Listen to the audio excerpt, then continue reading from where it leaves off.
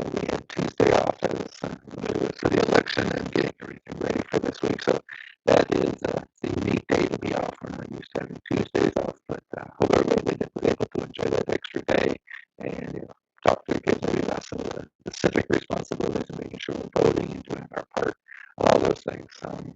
Today I just wanted to share a quick message about just, in the past I've talked a little bit about our profile of the graduate, the strategic plan, just some different ways in which we're trying to encourage our kids to grow and think and learn, and some of these skills that I refer to as existential skills, which are those life skills that are beyond just the academic skills, but reading, related such things as reading and math, and those are the foundation for everything, but they're the starting point, or they're the things that we're using in order for us to be able to have these other types of skills. And so a good example of that was kind of the highlight of my day today was, this morning I was down working with one of our first grade classrooms. So these are 6 and 7-year-olds who are looking to design different things for their community and what it means. And after talking about what it means to be a good citizen, they're thinking about ways in which they can influence their worlds in positive ways through the design and thinking about different things that are happening in their communities.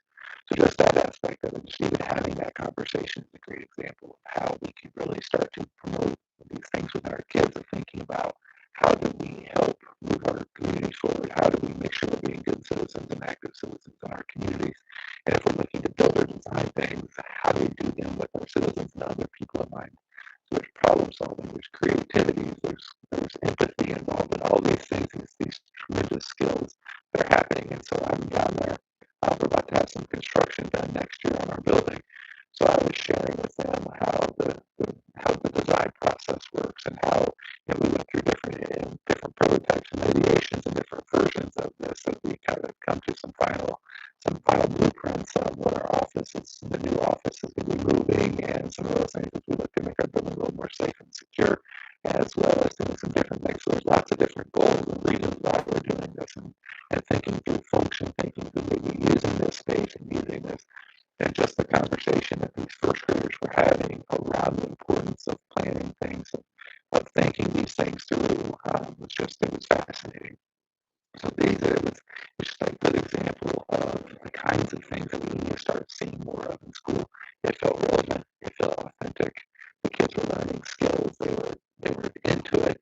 And within those plans, you can get into doing things by scale, which shows there's different math skills in that. They were asking about measurements that were on there. We were having conversations about why this may be here and these things may be there, and how you're laying these things out, and the different geometry involved. There's so much that was just in this process that we can overlook those things. But at the heart of a lot of it is still that idea of how are we going to work together to design something? How are we going to take other people's perspectives in mind, and with the idea of who's going to actually be using this space, and how do we make it the most functional for these people, while also making it aesthetics, and all of we covered all kinds of things today. So it was just a really great example of the kinds of things that we want to make sure we're continuing to promote in our students. It's also important to realize this is, like I said, that there is math involved in there. There's reading involved in there. There's art involved in this. As they're designing, they can be writing. There can be lots of things involved in this planning. And so it's not an either or. It's not like we can only teach reading and math, or we can only teach empathy. These things need to be combined, because that's the world that most of us live in. It's a world in which we aren't just taking, nobody comes to me and asks me to take a reading test, right? And so no one's coming to us as adults and asking us these things, but we need to be able to read, and we need to be able to do different things for different reasons. So we also need to be able to work with other people. We also need to be able to practice with the things with empathy. We also need to be able to collaborate. We need to be creative. We need to problem solve. These are all the things that we're trying to work on doing, and it can be very complex, but it's also exciting seeing the kids having these kinds of conversations.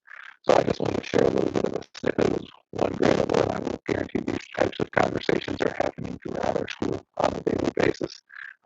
Lots of kids talking, looking at who they are, as we've seen humans and proposals that are getting made, and kids are coming up and writing about who they are and learning about themselves, so that they can start to apply themselves in these types of ways. We've got lots of things I know I've talked about before, and I want to keep this short, so I'm not going to go through all those, but I did just want to highlight that one example of some great learning happening, even though it wasn't a tradition